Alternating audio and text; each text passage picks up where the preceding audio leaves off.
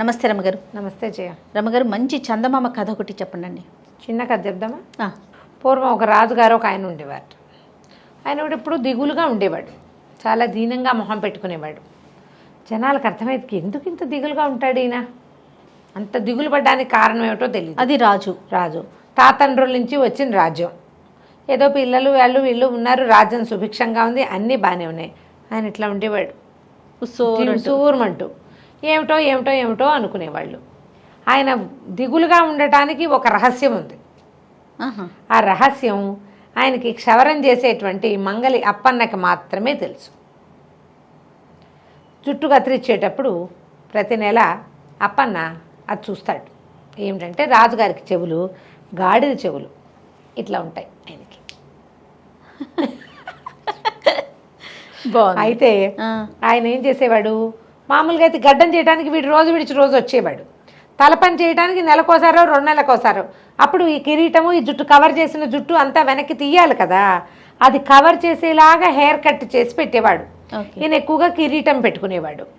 పగటిపూట ఎవరికి తెలిసేది కాదు. ఆ రాత్రిపూట ఏమిటంటే వాళ్ళ అప్పుడు దీపాలు అవి తక్కువ కదా, అంత రాత్రిళ్ళు ఎవరికైనా తెలుసుకునే అవకాశం ఉండేది కాదు. ఆయన తలపాగాతోటి వాటితోటి కవర్ చేసుకునేవాడు, ఎవరికైనా తెలిసిపోతుందేమో అని దిగులు. ఓహో.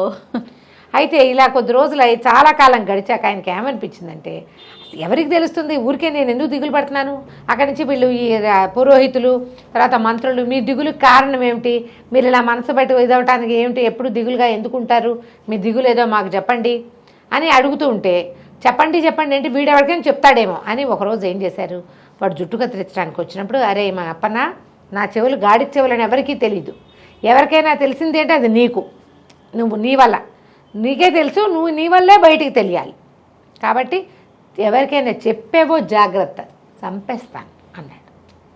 అప్పటిదాకా అప్పన్న క్యాజువల్గా తీసుకున్నాడు, వాడికి తెలుసు చిన్నప్పటి నుంచి రాజుగారికి కాడి చెప్పొద్దు అనగానే కడుపులో ఉబ్బరం వచ్చేస్తుంది, ఎవరికైనా అంతే. అవునది ఎవరికి చెప్పకూడదంటే ఎవరికి తెలియని ఒక రహస్యం నాకు తెలిసి అనిపిస్తుంది, పిల్లలకు కూడా ఇప్పుడు చెప్పేద్దామా అని ఉంటుంది. అక్కడి నుంచి అన్నం వరటం మానేసింది వీడికి, కడుపు ఉబ్బరం. అక్కడి నుంచి వాళ్ళు ఆవిడే రోజు తినేదే తిన్నావు, ఎందుకు ఏమిటి నువ్వు ఎందుకున్నావు ఇట్లా, ఆ మొహం అట్లా పెట్టుకుంటావేమిటి ఆవదాగినట్టు, ఎందుకు అట్లా ఉన్నావు అని ఓహో నిలదీసింది అడిగింది. అసలు ఏమైనా ఉందా విషయం, ఏదైనా దాస్తున్నావా మనసులో పెట్టుకుని, నాకు చెప్పు, నేను ఎవరికి చెప్పను. సరే ఇక అన్నం అరగటల్లా వీడు రాజుగారు బాగానే ఉన్నారు ధైర్యంగా, ఎందుకంటే అప్పిగాడిని బెదిరించా, వాడు ఎవరికి చెప్పడు అని ఈయన కొంచెం యాక్టివ్గా కనపడటం మొదలెట్టాడు. జనమంతా అబ్బా పర్వాలే రాజుగారు బాగున్నారు అనుకున్నారు. రాజుగారి నీరసం అంతా అప్పిగాడికి వచ్చింది. వీడేం చేశాడు, ఒక వారం చూశాక డాక్టర్ దగ్గరికి పోయారు. పోయేసరికల్లా డాక్టర్ అన్నాడు, ఏమిటి నాడైతే బాగానే ఉంది, నువ్వు తింటున్నవేవో మీ ఆవిడ లిస్టు చెప్తోంది, అవి అరక్కపోవటం అంటూ లేదు, నువ్వు తినే తిండి ఎంత, నువ్వు చేసే పని ఏమిటి, ఏదైనా రహస్యాన్ని తెలుసుకున్నావా, దాన్ని దాచిపెట్టావా, గుర్తించాడు అని అడిగాడు డాక్టర్. నీ మనసులో ఉంది, నీ సమస్య పొట్టలో లేదు, మనసులో ఉంది. రహస్యం అంటూ ఉంటే ఓ పని చెయ్యి, ఎవరో ఒకళ్ళకి చెప్పేసి ఈ బాధ తీరిపోతుంది. అంటే ఎవరికి చెప్తానండి, ఎవరికైనా చెప్తే తలకాయ పోతుందండి అన్నాడు. నాకు చెప్పంటల్లా డాక్టర్, ఈ తలకాయ నొప్పి నాకెందుకని, మీ ఆవిడకి చెప్పబోయానండి. అయ్యో మా ఆవిడ సంగతి మీకేం చెప్పాలండి, టముకేసినట్టేనండి, దానికి చెప్పామంటే సాయంత్రానికల్లా నా పీక ఉత్తరించేస్తారు, నాతో పాటు దానికి కూడా పోతుంది, అది అసలు చెప్పకుండా ఉండటం అనేది దాని జీవిత చరిత్రలో లేదు. మా ఆయనకి కడుపుబ్బరామని ఇప్పటికి 1,00,000 మందికి చెప్పింది, కుదరదండి అన్నాడు. ఎవరో ఒకళ్ళకి చెప్పాలిరా నాయన, నీ జబ్బు ఇంకోలా తగ్గదు, చెప్పి తీరాల్సిందే, అంతే నీ సంగతి. సరే వీడు 10 రోజులు తిరిగాడు, ఇటు అయిపోయాడు. ఇంకా అన్నం సహించిన అన్నం అరగటల్లా, నిద్ర పట్టదు, చెప్పకూడదు, ఏ నిద్రలోనో వాగేస్తానేమో నేను భయం, పెళ్ళాం వినేస్తుందని టెన్షన్. అందుకని అది నిద్రపోయేదాకా వీడు పడుకునేవాడు కాదు. ఇంకా నీరసం రాదు, ఓపిక లేని వాడికి నిద్రే ఆహారం. అవును, ఆ నిద్రపోకపోతే వాడికి మందు పనిచేయదు ఇంకా. సరే ఏం చేశాడు, రాజుగారికి పనిచేసి తిరిగి వస్తుంటే కొంచెం ఈ చల్లగాలి పోసుకుందామని వచ్చే దారిని కాకుండా అడవి దారి వైపుకి వెళ్ళాడు. వెళ్తే అడవి దారిలో ఒక పెద్ద బ్రహ్మాండమైన పుట్ట ఒకటి ఉంది.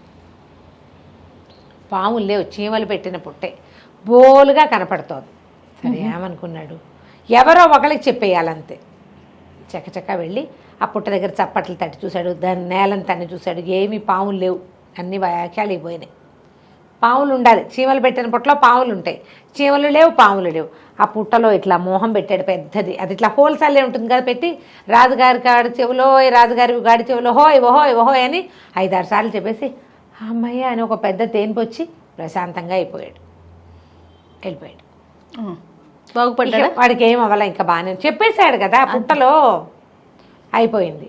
సంవత్సరంన్నర గడిచింది, 2 ఏళ్ళు కూడా గడిచాయి. రాజుగారు కులాసాగానే ఉన్నాడు, అప్పలకొండ కులాసాగానే ఉన్నారు. బాగుంది.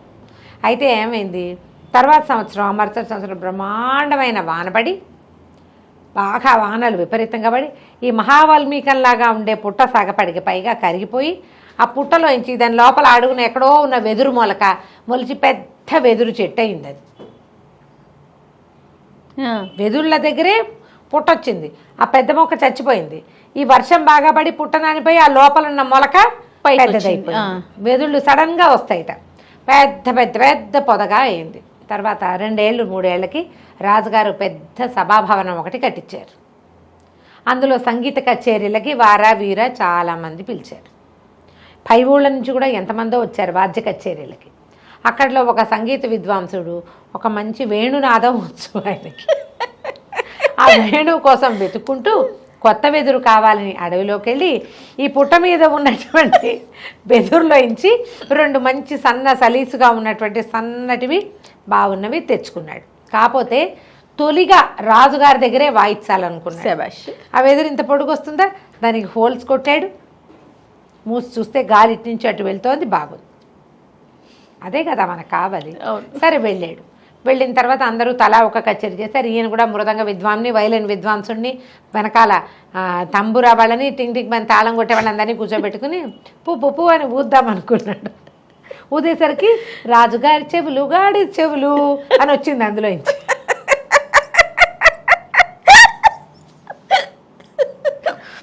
నిర్కాంతపోయాడు. నేను ఒకటి పూస్తుంటే కళ్యాణ్ రాగాని బదులు గాడి చెవులు వస్తాయి ఏమిటో తెలియలే ఆయనకి. మళ్ళీ ఉఫు ఉఫు ఉఫు అని ఊదాడు. ఊదినప్పుడల్లా రాజుగారి చెవులు గాడి చెవులు, రాజుగారి చెవులు గాడి చెవులు. ఈయన ఏ రాగంలో ఊద్దామనుకున్నాడో ఆయా రాగాల్లో కళ్యాణి, మోహన, కరహరప్రియ అన్ని రాగాల్లోనే రాజుగారి చెవులు గాడి చెవులని పాడుతుంది. అది ఈయన పాడే స్వరం ఏం రావటల్లా, సౌండ్ మాటే వస్తుంది. రాజుగారి చెవులు గాడి చెవులు. రాజుగారే ఎవడరా వాడు నరిచి కేకలు పెట్టాడు. వీటి నిర్కాంతపడి ప్రభు నాకు అందరూ వినేశారు సభాభవనంలో. నాకేం తెలియదండి, నేను ఈ ఫ్లూట్లో ఉంది, ఇది ఊతుండే, ఏది ఇటీవో అని ఆయన లాక్కున్నాడు. నేను ఊతాను, నువ్వు దుర్మార్గుడు అని పూ అని ఆయన ఊతాడు. ఆయన ఏయ్ రాజుగారి చెవులు గాడి చెవులు అనొచ్చు. ఆయన కోపం అంతా అందులో వినపడుతుంది అన్నమాట. అక్కడి నుంచి మంత్రి గారు ఆశ్చర్యపోయి, నిజమా, అదేంటండి, వీడే ఏదో వేషం వేస్తున్నాడు అనుకున్నాను. ఆయన ఊదాడు, సైన్యాధ్యక్షుడు ఊదాడు, పురోహితుడు ఊదాడు, రాణిగారు కూడా ఊదింది. ఎవరు ఊదితే వాళ్ళ గొంతుతో, వాళ్ళ ఎక్స్ప్రెషన్తో రాజుగారి చెవులు గాడి చెవులు. బాగుంది. మూలగా నుంచి అప్పికొండ నిర్ఘాంతపోయాడు. అప్పుడు మరి ఏం చేస్తాడు అప్పలకొండ? నోరు మూసుకొని నుంచున్నాడు. ఏం చేయాలో తెలియలే. రాజుగారికి ఏమంటే అందరికీ తెలిసిపోయాక ఇంకెందుకు, ఆయన కిరీటం తీసి పక్కన పెట్టాడు. చాన్నాళ్ళుగా వీటిని కవర్ చేయలేక చచ్చిపోతున్నాను.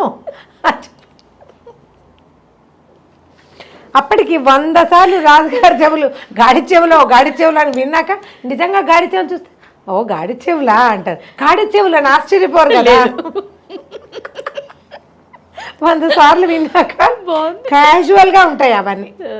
అందరూ మామూలుగా చూశారు. వినకపోతే ఒకసారి వింటే కొంచెం ఆశ్చర్యం, వినకపోతే బాగా ఆశ్చర్యం. విన్నాక కొంచెం బాగా వినేసాక ఏముండదు.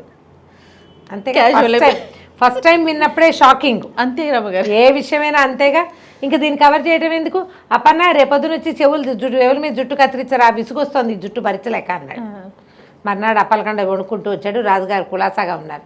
హాయిగా డిప్పకటింగ్ చేయించుకుని చక్కగా ప్రశాంతంగా గాడి చెవులను అందరికీ చూపిస్తూ తిరగడం మొదలుపెట్టారు. అసలు అప్పన్న తడకపోతే ఇష్యూడే లేదు, భయపెట్టకపోతే వాడు ఊరుకునేవాడు.